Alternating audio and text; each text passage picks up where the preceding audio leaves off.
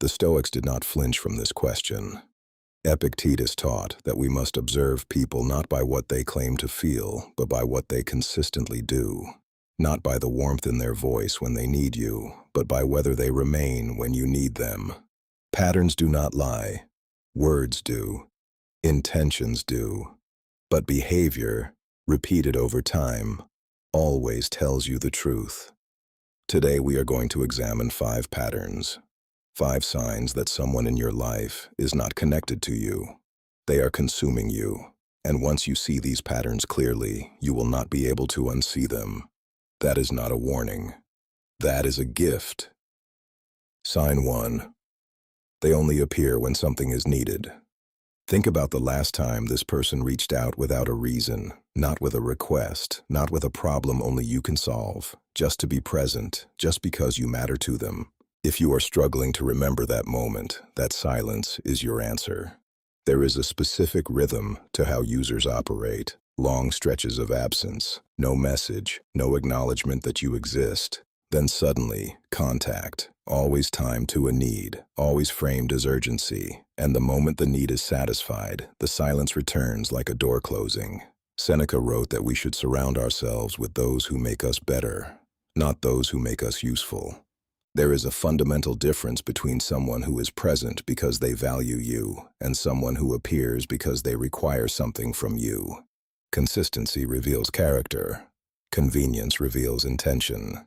If someone only finds their way to you when they are running low on something you possess, whether that is money, time, emotional support, or practical help, you are not a person to them.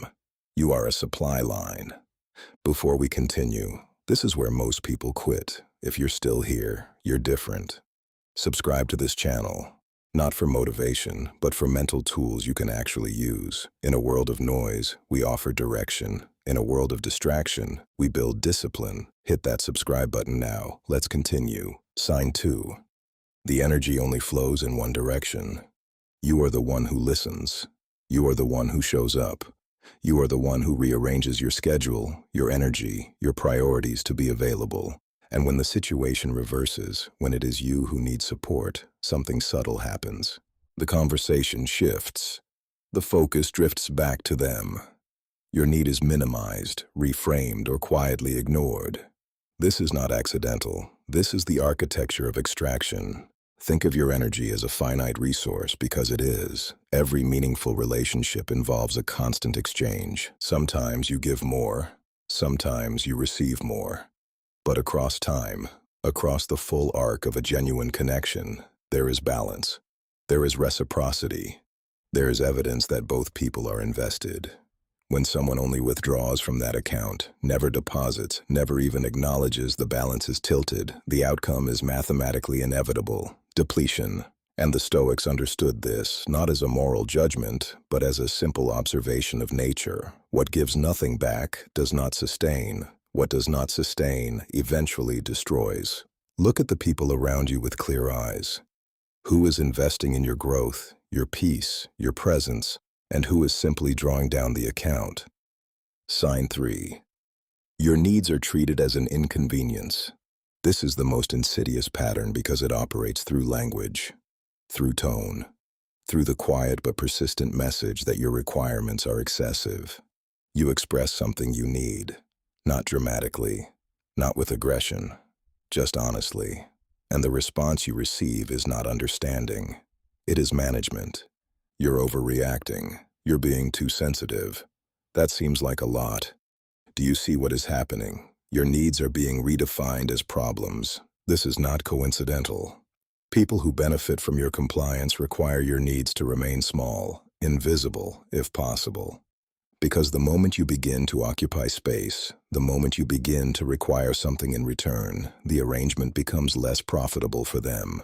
So they train you, slowly, through accumulated dismissals, through small moments of judgment, through the steady erosion of your confidence in your own legitimate requirements. Marcus Aurelius wrote that the first rule is to keep an untroubled spirit. The second is to look things in the face and know them for what they are. A relationship that requires you to shrink your humanity to sustain itself is not a relationship. It is a mechanism of control. In a genuine connection, your needs are not an inconvenience. They are part of the fabric of the bond. They are welcomed because they are an expression of your trust. If you have to make yourself smaller to keep someone present, they were never truly present.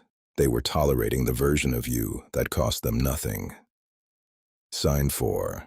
You feel worse, not better, after being with them. This is the sign that your mind will explain away 100 times. But your body already knows. After time with this person, what is the quality of your energy? Not what you think you should feel, not what the history of the relationship tells you to feel. What do you actually feel? Lighter or heavier? More whole or more hollow? Present or depleted? The body registers truth before the mind accepts it.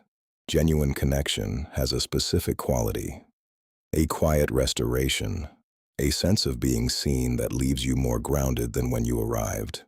What you are describing with this person is the opposite, a specific kind of tiredness that is not physical, a hollowness that settles in after the conversation ends, as if something was taken that cannot be immediately named. And what do you do with that sensation? You justify it, you contextualize it, you tell yourself they are going through something difficult, that the timing is poor, that it will shift.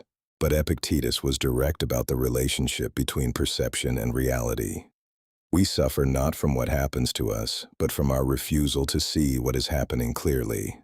Patterns do not resolve on their own, they compound. And the cost of ignoring this particular pattern is not just energy, it is identity. Over time, you do not just feel drained, you forget what it felt like not to be. Sign 5. They vanish the moment you hold a boundary. You say no, perhaps for the first time, perhaps after months of saying yes when you meant something else entirely. And the person who claimed to value you, who professed closeness, who leaned on your availability as if it were a fundamental right, that person shifts. Coldness, distance, or something more aggressive. Guilt deployed like a weapon. The implication that your self-respect is a form of betrayal. Here's what you need to understand with absolute clarity. People who respect you adjust. People who were using you leave. A boundary does not destroy a genuine relationship. It tests one. And what a boundary reveals about the person on the other side of it is the most honest information that relationship will ever produce. When someone leaves because you stopped being infinitely available, you did not lose a connection. You ended an extraction. The Stoics spoke often of the discipline of desire, the careful examination of what we pursue and why. But they also spoke of the discipline of association, the wisdom required to recognize who genuinely contributes to your becoming and who simply benefits from it. Being generous is not the problem. Being kind is not the problem. Offering what you have without discernment, without the wisdom to distinguish between those who value you and those who value what you provide. That is where the cost becomes irreversible. You are not a utility. You are not here to absorb what others cannot carry while quietly dissolving yourself. You are a human being with legitimate limits, genuine worth, and the full right to require something in return for what you give. The sooner you act from that understanding, the sooner the people around you will reflect it back. Because what you tolerate, you invite. And what you refuse to tolerate, you eventually replace with something real. From this point forward, observe. Not what people say about their intentions, what they do when their intentions are tested. Not how they appear when they want something from you, how they behave when you want something from them. Protect your energy, not as an act of selfishness, as an act of wisdom, as the most fundamental form of self-respect that exists. Because you cannot forge anything of value if you are constantly pouring yourself out for people who will never acknowledge the heat it cost you. Tell me in the comments, have you recognized any of these patterns in someone close to you? And more importantly, what did you do when you finally saw them clearly?